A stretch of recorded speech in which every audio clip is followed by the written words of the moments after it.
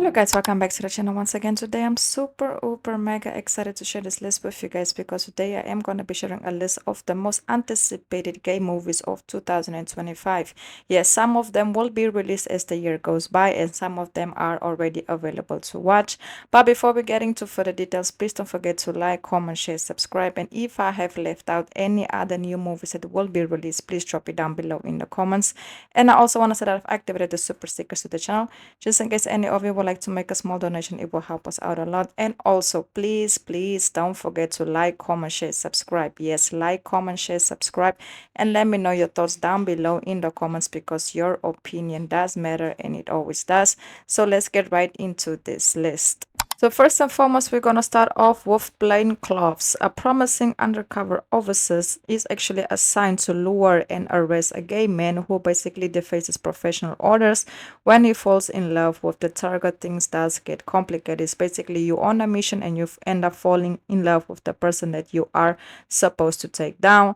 The movie actually got a 7 out of a 10 rating, and the platform where you will watch it is actually not announced yet. It will be announced depending on your location as the year goes by. But this movie has amazing ratings, and it's basically one of the top gay movies to watch in the year of 2025.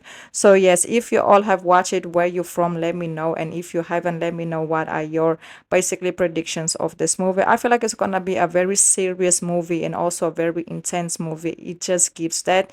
If you guys have seen the reviews and everything that have been spoken about it, I really do feel like this movie will be very promising. So that's why I just had to include it on this list. Then moving forward, we have the history of sound. Lionel is a talented singer from rural Kentucky, raised on the songs of his father sang.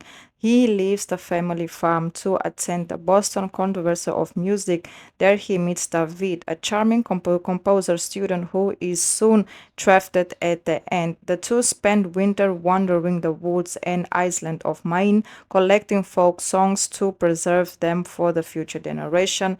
The movie is available to watch on Mubi, and this one is so intense. It's because of about two people that have the same passion for the same thing. In this case, when it comes to their storyline, it would be music. So now they go on this venture to basically make sure that they basically collect song for the future generations and to make sure it doesn't disappear.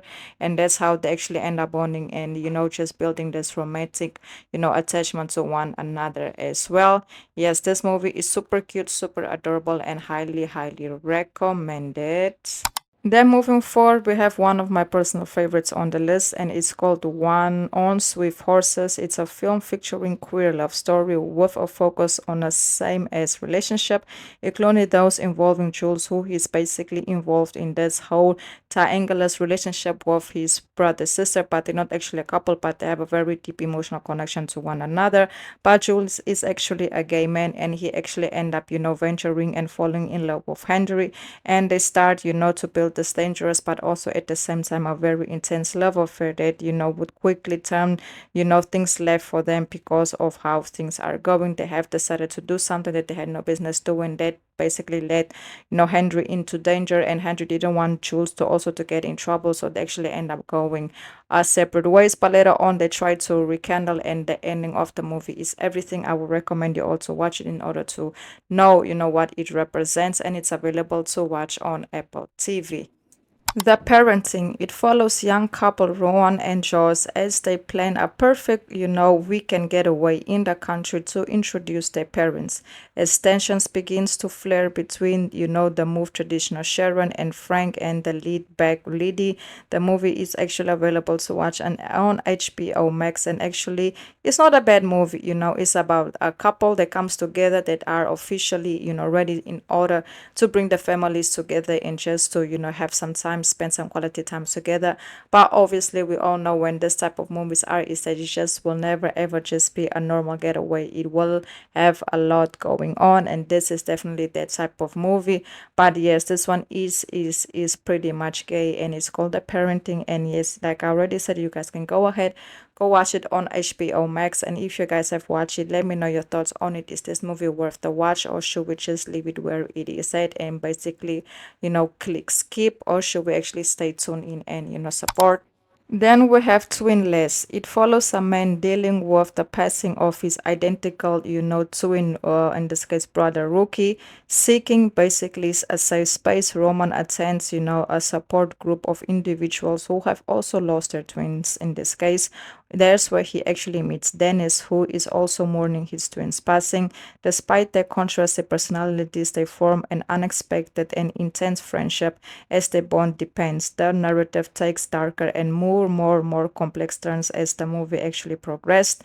This movie is not available on which platform it's gonna be yet. It's still to be announced, but it will be available to watch September 5th. Yeah, so by the end of the day or by the end of the year, we will be getting this movie. So let's see what it has to offer. So far, I can say that it looks very promising. The quality looks good, the acting looks good, and I really do feel like the plot of the movie is also very interesting. So hopefully it doesn't disappoint and it delivers what everybody is expecting from it. Then we have Fireworks. Even though this movie isn't new, I feel like it's super underrated. The Italian movie follows and explores the journey of two young lovers in Sicily during the 1982 World Cup. Their blossoming romance becomes a beacon of hope and resistance against the conservative, cyclists where they actually live in their community.